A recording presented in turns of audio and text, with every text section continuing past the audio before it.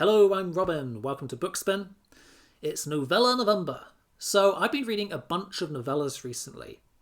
And one of those, which I just read earlier this week, was Alastair Reynolds' latest novella, The Dagger in Vichy. Now, I've had a bit of trouble getting hold of a physical copy of this book. So in the end, I ended up reading the ebook. It's a highly enjoyable read. It's a quick read. With a fascinating concept in which we follow a troupe of actors in a kind of medieval style far future France. Definitely gets my recommendation. But rather than listen to me talk about this book, I thought it'd be interesting to hear from the author himself. So I reached out to Al to learn a bit more about this book, and also to take the opportunity to ask him about some of his other novellas that I've read. Hi Al, welcome and thank you for joining me once again. Hi Robin, great to be here, my pleasure. So we're here today to talk about novellas and some of the novellas that you've written. I have just read your most recently published novella called The Dagger in Vichy, which was published just earlier this year. And I think it's quite a fascinating story. So, how would you introduce The Dagger in Vichy? It is a novella that has the central idea is that a group of characters have to transport something like a holy relic from point A to point B in this dark, possibly post-apocalyptic version of France, northern France, hundreds, perhaps even thousands of years in the future. And my initial conception of the story was that it was all going to be about a knight who was entrusted with delivering this cargo. Sort of like you're the top knight. You've got this little sort of group of soldiers who look up to you. You've got to take this holy relic to the Pope or whatever the equivalent of the Pope is, and you've got to go through the Badlands to do so. And I thought, well, I could write about this knight and this holy relic, and he could have some adventures along the way, and we learn a bit more about the world in the process. And I did it. At the time, I saw that as possibly going to be a novel that I might write at some point, but I didn't. And then I got stuck with another project. The summer before last, I'd started a space opera that hadn't really.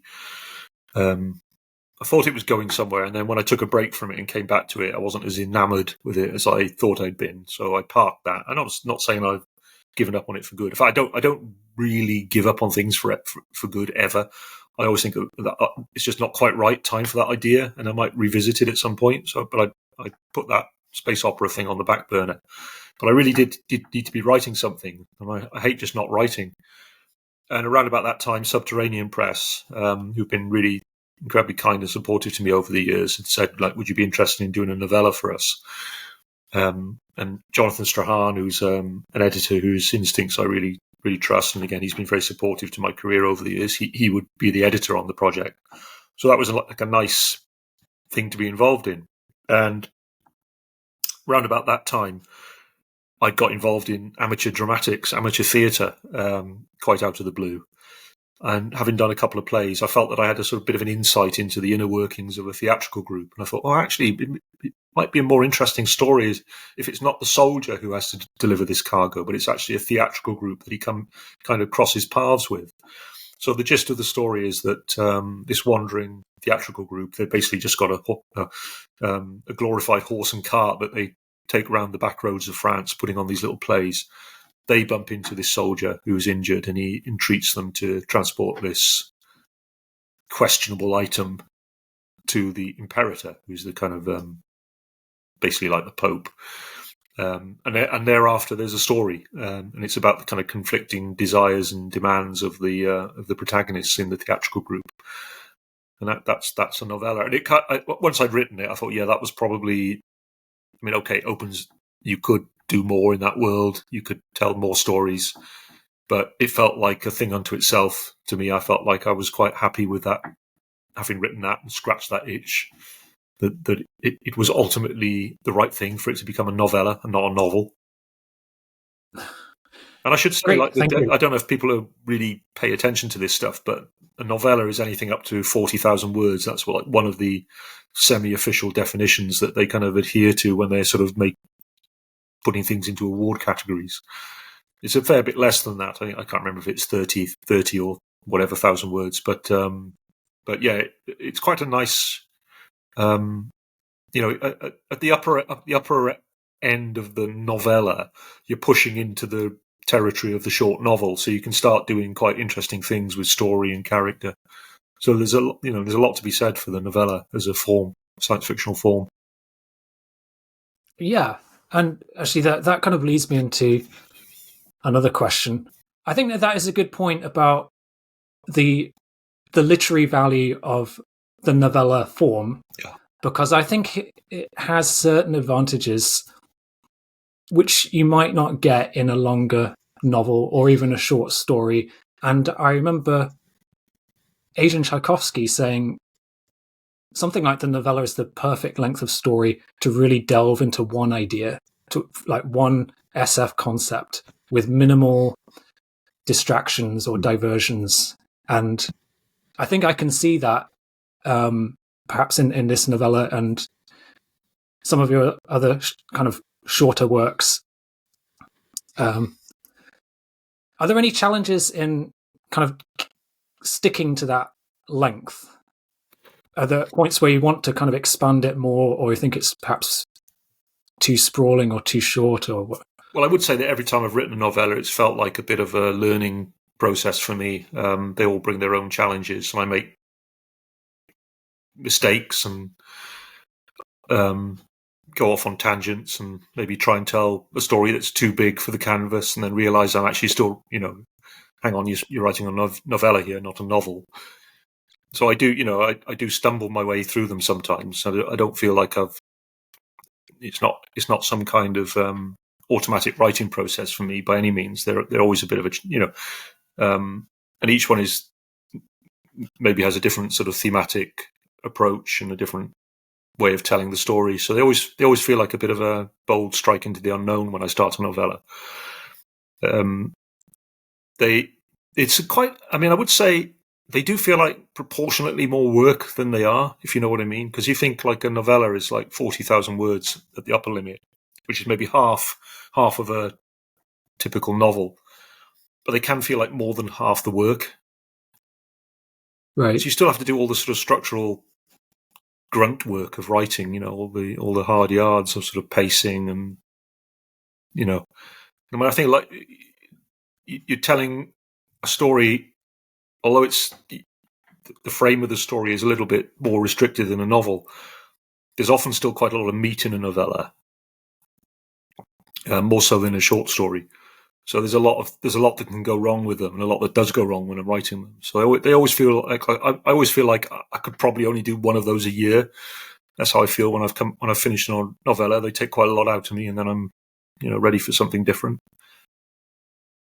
But they are worth doing, and I like to. Yeah, I hear what Adrian's saying, and you can, like I always say, a short story. The way I think of short fiction, you're rarely going to have more than one point of view. I try and tell a relatively linear story when I do short fiction. I try to sort of. I think it's. I try and avoid flashbacks and multiple viewpoint narrative structures with short fiction. I think that's those are techniques that are best left for longer works. And I always think a short story is like the intersection of two ideas, maybe three, but you have like a central idea, and then you bring in a sort of orthogonal idea that's kind of like a little bit off the wall, but then illuminates that initial idea in an interesting way.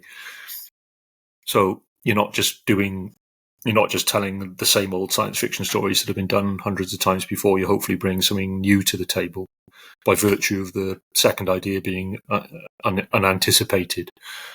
And novella is like that, but maybe with another idea, and then maybe a somewhat larger cast of characters, and then the possibility of multiple viewpoint techniques or flashbacks.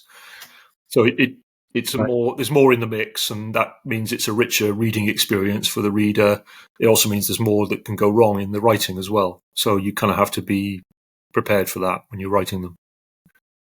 So just going back to the Dagger and Vichy a little bit, I do think it's a very kind of intriguing idea, which I like to see more of, this idea of a future society which has kind of regressed. It feels quite intriguing, quite mysterious, and a little bit different in tone to the other stuff you've written, or at least the stuff that I've read by you. And you know what? It reminded me a little bit of a Canticle for Leibowitz. Okay. Um, Yeah. this idea, society is far into the future. Remnants of old technology still exist, but people have forgotten what they are, what their purpose is, or how they work, and they become kind of almost religious objects. I think that Canticle for Leibowitz was certainly one of the books that was quite an important book for me in my sort of formative years reading science fiction. I've only ever read it once, but I was thinking about it a lot. I mean, I did an interview with Boyd from Media Death Cult a few years ago, and that's one of the books we talked about. Was kind of like central influences was Canticle for Leibowitz, and it's kind of, I think it's been sort of floating around in my office for a year or two. So it may have had some sort of it sort of exerted an influence on me by that means.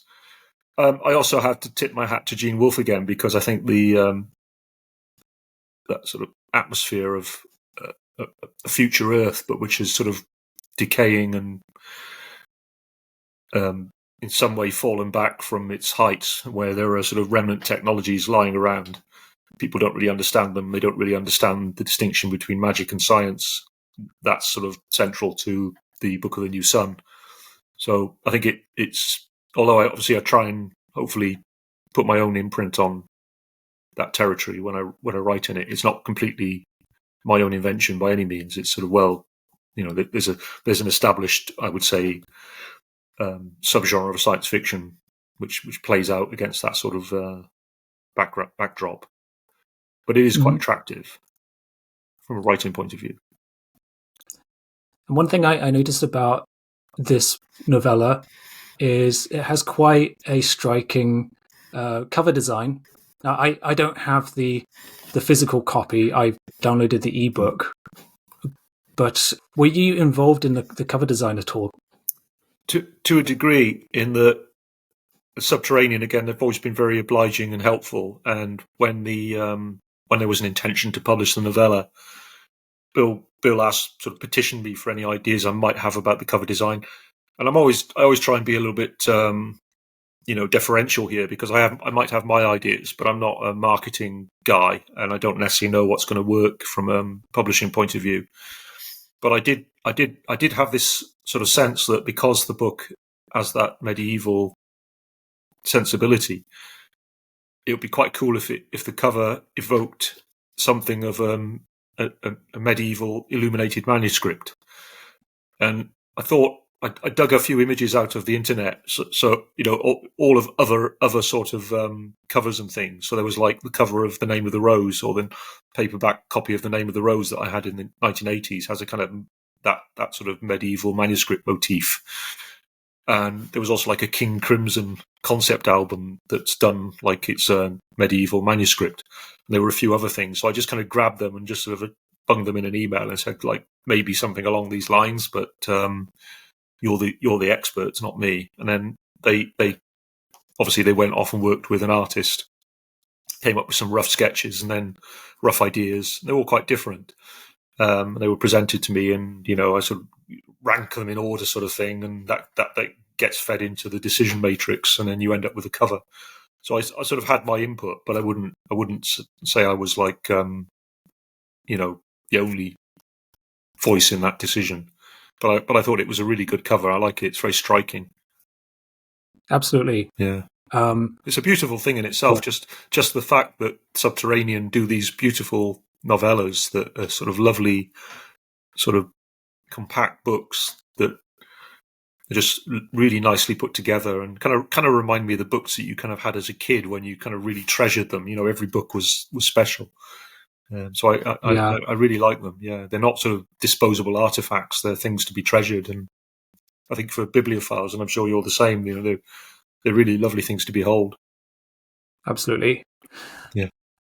Well, in any case, I can definitely recommend the Dagger and Vichy for anyone who's watching us. And if that rather intriguing sounding premise interests you, Al recently read a short opening extract, which you've uploaded onto YouTube, right? And I will.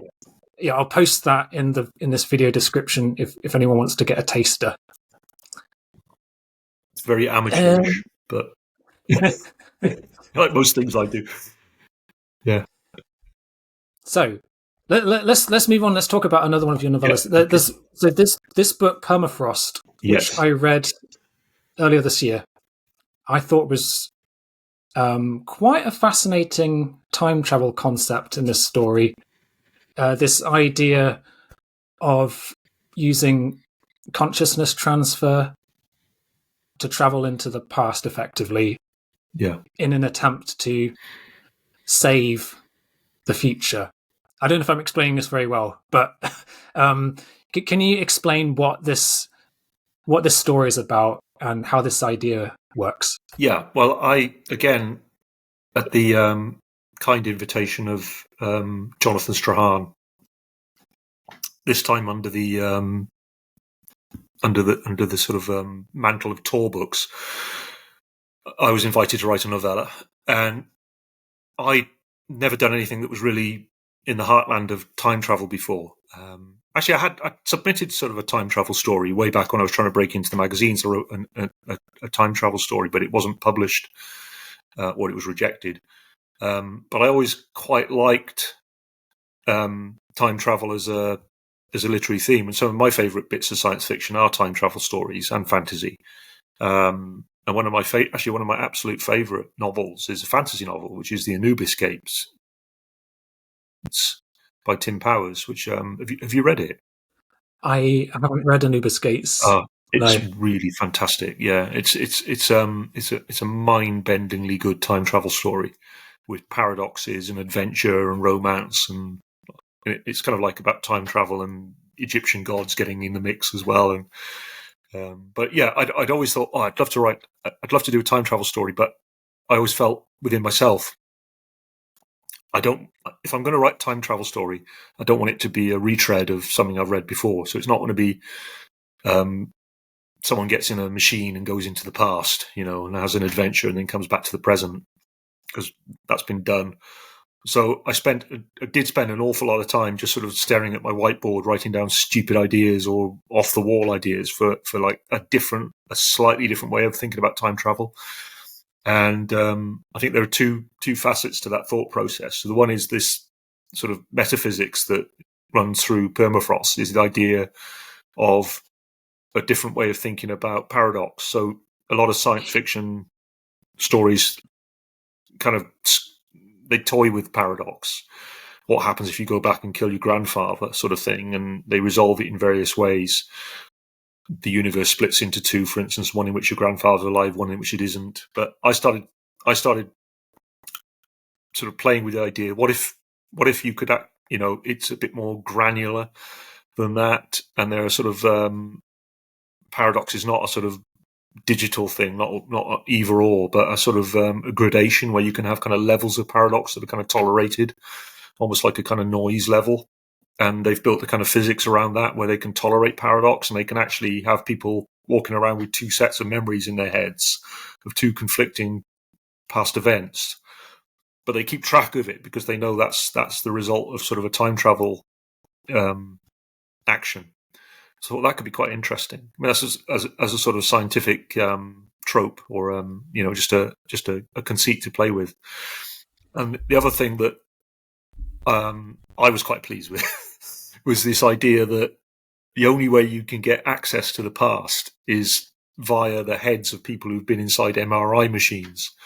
So the people in the future, their physics makes it clear to them if they can get hold of an MRI machine that's sort of been lying around in the rubble of this post-collapse society, if they can find an MRI machine from like the ruins of a hospital and they can reactivate it, there's some kind of quantum memory encoded in the MRI machine that enables them to reach back in time and access the brain of anyone who was inside that MRI machine at any point in the past. I thought that's actually a really scary idea. You know, the fact that just because you've maybe had an MRI, someone in the future could be looking around inside your head now. And of course, it's kind of very, very hand wavy. It's not hard. It's not a hard science fictional idea. And I just tried to sort of blag my way around that as much as possible, just to try and make it seem believable within the framework of the story. So the central protagonist, she's a mathematician. She's the daughter of an even more famous mathematician, and her mother was kind of the woman who put together all the pieces that have made time travel possible in the future. But it's a clandestine project. So the woman, when the daughter is recruited, she doesn't really know anything about her mother's work being put to this practical application of time travel. So we see things through her eyes, and we learn about the process through her eyes rather than being sort of in on it from the beginning. So that I think that enabled me to keep the whole thing a little bit more mysterious and a little bit more enigmatic, rather than putting her front and center of the. So she's brought in because she understands a critical bit of mathematics that enables them to handle the paradox, but she's not sort of privy to all the engineering that goes into the time travel, which is done, as you say, they can kind of hijack the consciousnesses of people in the past. And what they do is they use the MRI machine to open a kind of portal into people's heads, and then they can inject a kind of nano machine, which then builds a kind of control structure inside someone's head, so they can kind of become a zombie that can be operated remotely from the future.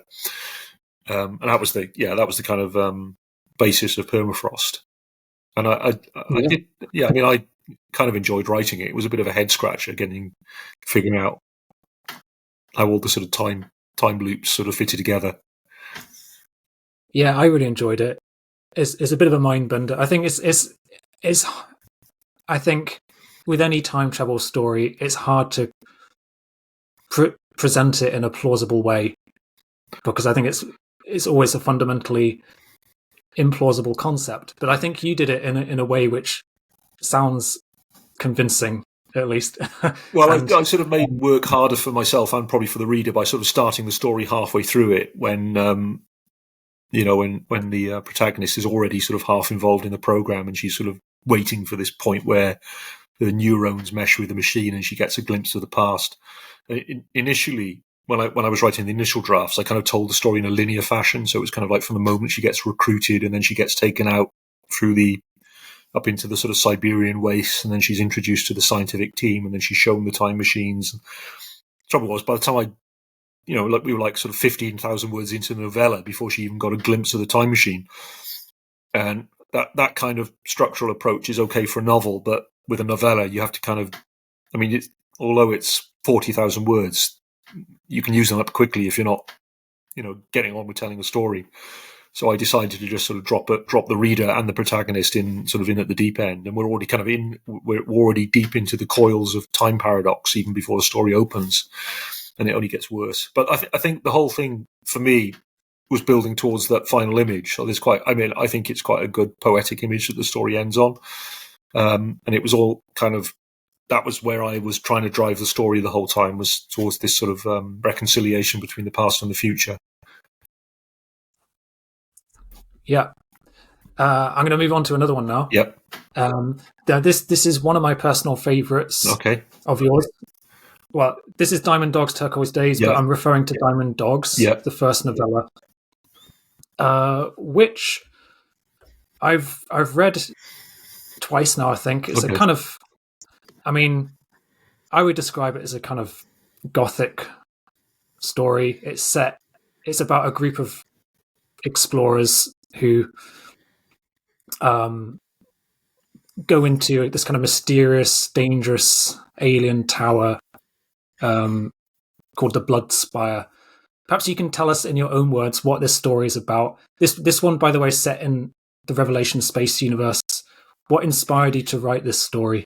The inspiration for the story, obviously, there are sort of elements of sort of Edgar Allan Poe and as you say, the sort of Gothic approach to the imagery. But the thing that really kind of put my mind on that track was an interest in mountaineering. And as I mentioned probably a few times, I met my wife through an interest in rock climbing. We were both rock climbers. She was a much better climber than me, and neither of us climbs anymore. But we both still enjoy reading books about mountaineering and watching films about, real high-end mountaineering on Everest and K2, that kind of stuff. And I find it very fascinating, actually. And I'm usually glad I'm not there. I'm usually quite glad to be wrapped up in, snug in my bed, reading about people getting sort of hypothermia at 28,000 feet. But there was some, I forget now, but there was some account that I think it was a TV documentary, and it was about these climbers who, despite the toll that the mountain takes on them in terms of like frostbite and actually, a real risk of death, they'll sort of get back down to sea level, and they lick their wounds, and then within a few months they're getting the funds together to go back to the mountain. It's like they're kind of rolling the dice with this adversary. And I found that a fascinating idea, this sort of risk-reward thing going on. And I couldn't quite relate to it myself. But I thought, well, I could definitely make a story out of that by transposing the mountain into this alien structure that punishes people who approach it. So in the story, it's about this enigmatic object on an alien planet, and again, it's a sort of well-worn science fiction trope. The strange alien thing that must be explored at all costs. Even in my childhood, there were sort of episodes of Doctor Who that played with this trope in a really interesting way. But I wanted to write that story, and I did, and it's got a Gothic overtone, but the central engine of the story is what lengths would you go to resolve your curiosity, really. So the grail of the protagonists in Diamond Dogs is to progress through this punishing alien object that sort of sets up challenges and then punishes them if they don't get it right. And they have to change their humanity to progress through it. They can't, it literally forces them to adapt mentally and physically as they ascend the challenges. And again, it's like there's a point where any normal human being would say, nope, that's enough. I've had enough. I'm not going through this nightmare anymore. But the protagonists of the book are sort of pulled forward by that insatiable curiosity, and they will discard their humanity in the interests of getting one level higher than the last chap. So that was the sort of driver for Diamond Dogs. Yeah, I think it does have some horrific elements to it. I think it's probably closest. I think that it's quite a horrific story. It's probably the closest thing I've written to a pure horror story, and I've probably not skirted that close to it ever since. And I remember when I first read that story, I got strong vibes of Cube, the Vincenzo Natali film. That's right, yeah. And I think if I remember correctly, that there might have even been a reference. There's a nod to it. In fact, there's three sort of nods in that book. Right. And they were kind of like, I felt I had to tip my hat to things that I was kind of referencing or that I was building off on. And one of them was Cube, which was quite it was having a sort of cultural moment at the time, I think, around about 2000 when I wrote that story.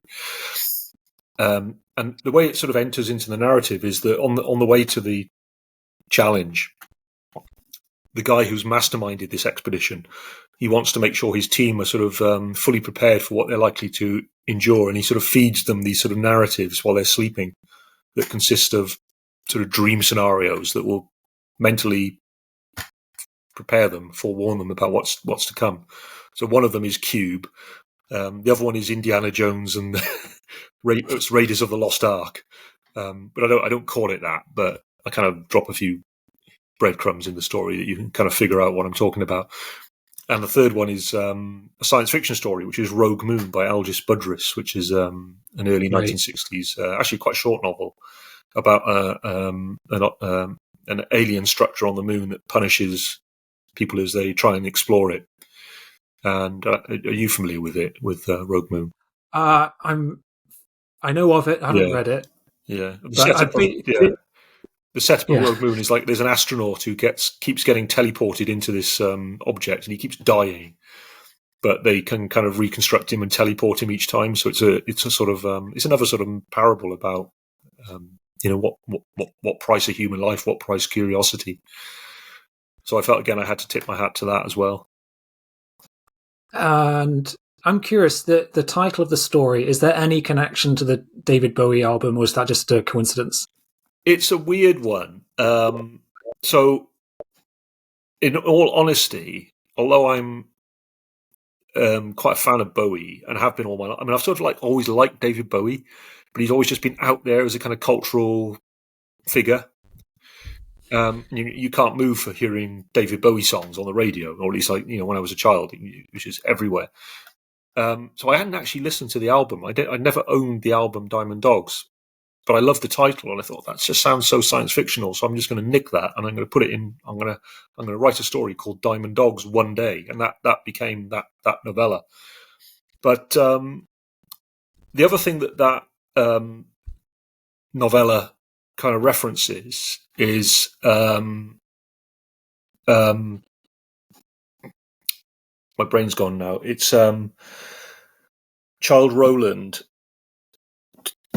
to the Dark Tower Came by, is it Keats? My brain's gone now. It's too late. I haven't had enough coffee. But yeah, there's I'll check that reference and I'll get back to you. But there's that kind of I just nicked a few sort of names from that poem, and so instead of Child Rowland, it's Roland Child, and so on. But there is actually, in the actual lyrics of Diamond Dogs by Bowie, there's actually a kind of there's kind of a callback that sort of almost hints at that as well. So I thought, oh, this was destined to happen. So I have the album now, but I didn't have it when I wrote the story. Okay. Yeah. And the other thing which I was very intrigued to discover about this story is it's been adapted to stage back in 2017. Yeah. Can you tell us what that was like? That was quite a long process. So there was a theatrical group in Chicago called the House Theatre of Chicago, and they'd been interested in adapting Diamond Dogs as a stage production for quite a while. And you might say, why would you do that? It's mad. But that's kind of what attracted to them. They like taking on projects that just seem a bit mad and unsuitable for the stage. So a sort of a story set on another planet with sort of cyborgs was exactly the kind of thing they'd be up for, because it's not something that you would normally associate with sort of like a relatively low budget theatrical adaptation. They took it took them a long time to kind of get it off the ground and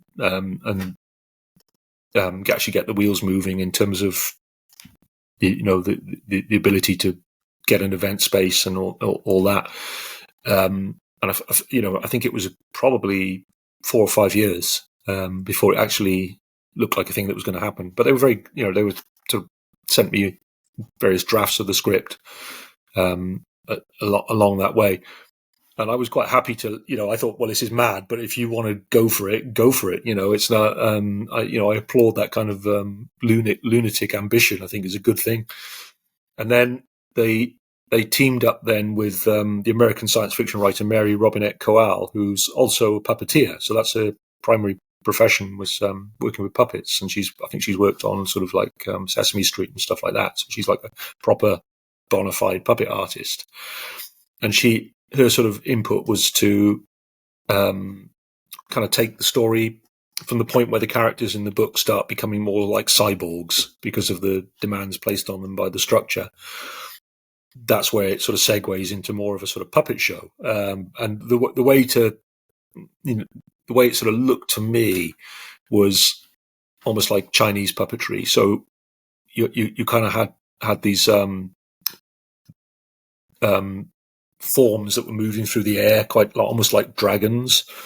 And these were sort of that's where the characters have ended up as these sort of very non-humanoid cybernetic forms that are adapted for exploration. So it does require a bit of an imaginative leap from the audience. And obviously I had the benefit of having actually written the story and knowing where it was going. But I still applaud their ambition. I mean, I went over to Chicago and I saw two of the performances, and I really enjoyed it. And I really enjoyed their a very, very friendly bunch of people, and they did it in the round as well, which was interesting. So and it was well received on the night. I'm not sure how the critics took to it, but there was a good vibe from the audience, and I felt very very grateful that they'd had the courage to tackle this piece of work, and for me to have it on in America, in Chicago, was amazing. Particularly as like Chicago is one of my favorite cities in the States anyway, if not my favorite city. So it was just a real thrill for me to have this. The very first adaptation of my work in any medium was a live theatrical production in Chicago. I couldn't have been happier. Yeah, fantastic. I wish I could see it, but if only there was a recording out there. Yeah, I'm not aware of one. I've seen like very brief clips that were sort of floating around on, I don't know, social media around the time that it came out, but I've never seen more than a few seconds of it. So I'm going to mention one more of your novellas, which is perhaps one of your less well-known ones, but it's also Subterranean Press. Yes. And it's The Six Directions of Space. Yes. This one was quite intriguing. I think I would describe it as a kind of alternative history space opera, in which we have the Mongol Empire, who is now a kind of dominant galactic power. Can you tell us a bit about how you came up with this story? Yes, this one was originally written to commission for an anthology called Galactic Empires, and I believe it was Gardner Dozois and Jonathan Strahan were the editors on that, but I stand to be corrected. And obviously it's a story about a galactic empire, and my first as ever, when you sort of approach a project and you've been given a steer in the direction that you're going to go, I'm always trying not to do something that's been done before. So I didn't want to write a bog standard science fiction novella about a bog standard galactic empire, like Foundation or something like that, or Dune. As good as those things are, I just don't see the point in reinventing the wheel. If I'm going to write something, if I'm going to expend my energy into something, I want it to be something that's just feels a bit different. And I suppose it's that thing about the sort of the orthogonal idea, and the orthogonal idea that came into it was I just happened to have been quite immersing myself in Mongol culture for a few years, and the reason this happened was that first of all, I'd read an article about, or possibly a book about Genghis Khan in, I think it was in, it must have been a long article in National Geographic or something, and that sort of planted a little bit of a seed of an interest in me. And I'd actually written the story. It was actually that time travel story that I never managed to sell, but that actually involved a kind of time traveler meeting Genghis Khan in the past, and I was able to put some of the sort of reading that I'd read about the Mongols was quite eye opening, we have this view of them as the sort of rampaging barbaric hordes, that sort of swept across Asia and towards Europe, and did terrible things. But there were interesting sort of counterpoints to that in Mongol culture. Like, women were held in high esteem, and were allowed to take on very many professions. So it would not have been unusual to have sort of like a woman. In the book, she's a kind of security agent, a security operative for the Mongol Empire. So it's a science fiction extrapolation of Mongol culture into the future, but it wouldn't have been unusual. And they were one of the first, if not possibly the first civilization to invent the passport. So there's all sorts of things that you dig into and you find out that sort of paint a different picture. And then my wife went to Mongolia. She went on a horse riding expedition. I stayed home because I didn't fancy sort of 20 days of horse riding with no showers and no amenities. But she came back from Mongolia and had lots of interesting things to tell. And we the group of friends who had gone to Mongolia, every now and again we'd meet up and go, have a Chinese takeaway and watch a piece of Mongol cinema or something like that, or go to a film theatre in the Netherlands and watch a Mongol film, because there was actually an established Mongolian film tradition, and they were mostly films set in the present day about sort of like the travails of living in in Central Asia. But it was all sort of feeding into that sort of matrix of me being quite interested in that at the time. And then when I had to write a space opera, I thought, well, why not make it, what if the Mongol Empire wasn't beaten back? And I kind of hinted at, I'd read that there was sort of like a turning point where things could have gone better than they did. And I thought, well, what if they did invade Japan, as they failed to do? Could that have changed the sort of course of history? So we end up with this civilization, which is sort of more or less, I think it was sort of set more or less in the present day as we are now, but we're about 1,000 years into a Mongol technological revolution. So they've got spaceships and they've traveled through other solar systems, and then the kind of dominant human culture is a Mongol one. And then I thought there was lots of interesting things I could do with that from a world building point of view. So it was quite important to me that my protagonist, Yellow Dog, that's a kind of operative code name as a sort of spy, which she's very, horses are central to Mongol culture. And I thought that might not change in the future. It might be vitally important that she travels with a horse at all times, even though she's sort of going through the galaxy. So she's always with a horse. So there were just little things like that just made it entertaining for me as a writer. Little quirky little touches that I enjoy putting into the story and playing with. I always thought if I'm getting some enjoyment out of this, there's a faint chance a reader might enjoy it as well.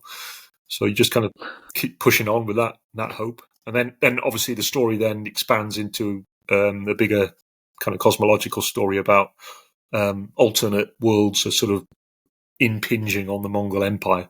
So they've, if I remember rightly, they're making use of this kind of galactic hyperspace transport system for faster than light travel throughout the galaxy. But it appears that it's beginning to break down in a way that alternate timelines are also able to access it. So the Mongols start running into sort of different versions of human civilization and even radically different versions of terrestrial civilization. So they sort of encounter dinosaurs that have not been extinct and that kind of thing. So it was just, again, very much, it felt like a one-off as I was writing it. And, probably I've not felt a strong inclination to revisit that universe or those characters since then. But, I'm glad you found your way to it. And it's certainly an intriguing concept and an entertaining story. And the title, I think I found is like a Mongol thing as well, the 6 directions of space. It was like something that, like, if I remember rightly, it was like Genghis Khan was like, he would become the lord of the 6 directions of space. It was like north, south, east, west, up and down. That was a sort of a thing that was said at the time. Okay. Yeah, so that's a direct lift from sort of. I was wondering Yeah. about that title. Yeah. I kept on. Now that explains it. Okay. Yeah. So yeah, those are the novellas which I wanted to ask you about, and thank you for talking about them. Although there are plenty more, I think. There written. are there's loads probably, and they're all different, and some are more successful than others. And like I was saying earlier, that when I start writing a new novella, I'm never really sure where it's going to take me, what kind of journey I'm going to be on as a writer. Some of them are relatively straightforward to write, and some of them are absolute pigs, and they take months and months. And you think, why did I ever do this? Why did I ever embark on this thing?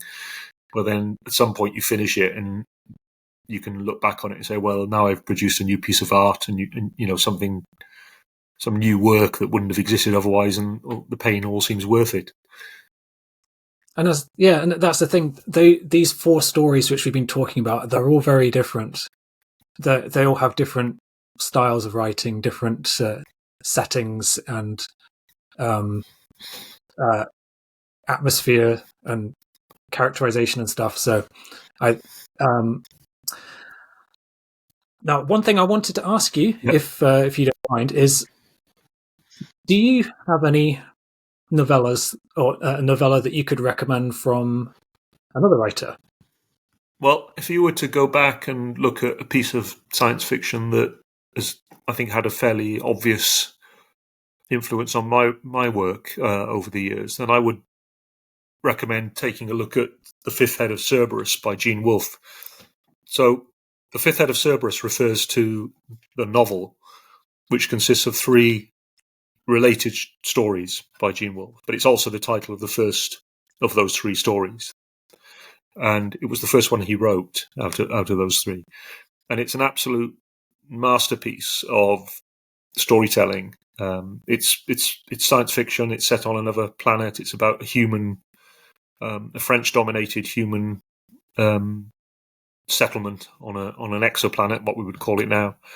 And it's got meditation on human identity, memory, vast sense of time passing, decaying civilizations. It's also got some interesting things to say about artificial intelligence, mind uploading. It's there's a lot of rich and resonant material in that book, and of course it's beautifully written. And it was written in it was the Fifth Head of Cerberus. The book was sort of like the springboard for Gene Wolfe before he then embarked on the Book of the New Sun. So it dates from the sort of mid to late 70s, and then he started working full tilt on Shadow of the Torture. It also prefigures quite a few of the themes of the Book of the New Sun. And then by the time he wrote, so after he wrote the Book of the New Sun, he wrote Earth of the Long Sun. And then he wrote a second set of books which are about a generation starship traveling to a new planet, which is also within the framework of the New Sun future. But that second, it's Nightside the Long Sun, and I forget what the title of it's the Long Sun Quartet. And then there's 3 extra books, and my mind's going a bit about what the collective title for those are. But again, I think you can also. I mean, I was on a sort of Gene Wolfe discussion forum at the time, and people said, "Oh, is this going to circle back round to the Fifth Head of Cerberus?" It kind of feels like he was kind of leaning, sort of teasing us almost with that. But I don't think it ever does. But it's because of those sort of themes that he was pulled back to as a writer. You can see the recurrence of the themes and motifs in that work. So I would definitely. I mean, obviously, once you've read The Fifth Head of Cerberus, there's like tons of other Gene Wolfe short stories you can go and read. So like The Best of Gene Wolfe, which is Subterranean, have done a really lovely Gene Wolfe retrospective. There's like really short stories and really long ones in there as well. So, there's a lot of material to dig into. And it's not, obviously he was a master of writing across so many different disciplines. He wasn't just bound by one genre, but phenomenal writer. Right. I've not read the Fifth Head of Cerberus, and I haven't Actually, no, I did read The Shadow of the Torturer Yeah. a while back, but I haven't gone beyond that Yeah. for the Book of the New Sun. But I do intend to revisit those books at some point. Yeah. I think for me, my one experience with Gene Wolfe is his historical fantasy series, Soldier of the Mist. Yes. Yeah. Are you familiar with? Yeah, I read that the one? first two, and then he took a immensely long gap before I think he completed a third one. He did, yeah. About the amnesiac soldier. So it's kind of like the opposite of Severian in the Book of the New Sun. Boasts that he has an infallible memory, and then he never forgets a thing. And then Wolfe wrote almost as a counterpoint to this. He's a character who begins with no memory each day, and he has to sort of construct a sort of narrative of his own existence from that position. I mean, for me, I always preferred it when there was sort of at least a sort of nod to science fiction. Right. So the pure fantasy setting of the Soldier of Eret and Soldier of Mists didn't appeal to me as strongly as some of Wolfe's other stuff. But that's because he was that right. As I said, he operated in many modes, and he wasn't to be constrained by one type of writing. Great. Well, yeah, I'll add that to my list. Okay. And what was the other book you mentioned? The Anubis Gates. Oh, yeah, was it? Yeah. So Tim Powers, who's an American science fiction writer, still active. He sort of emerged in the sort of mid-70s as one of the kind of progenitors of what we might think of as steampunk. So him and James Blaylock were kind of nosing around that sort of sense of sensibility of something that we would later come to put a label on and say that's steampunk, but no one really knew what it was at the time. And he wrote an absolutely wonderful novel called The Anubis Gates, which is a big, stomping big fantasy novel that starts in the present day in the real world, but it sort of then slips back into Victorian London or pre-Victorian London. But then Egyptian gods get in the mix, and time paradoxes, and there's sort of romance and danger and adventure and spectacle. And it's a really fantastic book, and it kind of feels like science fiction, even though it's kind of like the chassis is fantasy. But it's kind of fantasy told with a sort of science fictional rigor. That's really fantastic. Is it interesting sidebar about Tim Powers? So one of the books he wrote quite early in his career was a pirate novel in which there were pirates, and there was an introduction of the fantastic. So it was like a mingling of pirate sort of tropes and fantastic tropes. And that book was called On Stranger Tides. And years later, when they were sort of progressing through the Pirates of the Caribbean franchise, they then bought the rights to the title of On Stranger Tides. And I think it was, I've not seen the film, and I don't know how much it borrows from that book, but it was a kind of, I think it was kind of like a necessary recognition that he'd been there already, and a lot of what they'd kind of intentionally or otherwise, probably unintentionally, that some of his ideas had already seeped into the way that sort of trilogy, that film franchise was playing out. So he got that sort of retrospective recognition years and years after the fact by dint of the film being named after one of his books.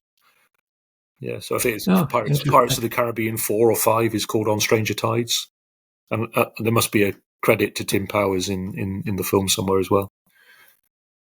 I'll have to look into that. Really good writing. Yeah. He's done another fantastic book called The Stress of Her Regard, which is another fantasy novel that plays out against the time of the Romantic poets, but introduces sort of fantastical elements in there.